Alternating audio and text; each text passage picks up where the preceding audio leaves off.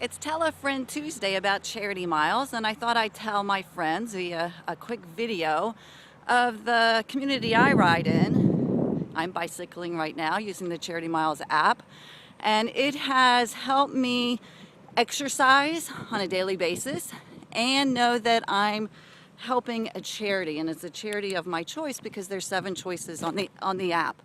I love it. I start my morning with a walk with my dogs. They love it. And then I move to my bike. So I would encourage everybody to download the app, have fun with it, get to know your community as I have. I've met neighbors.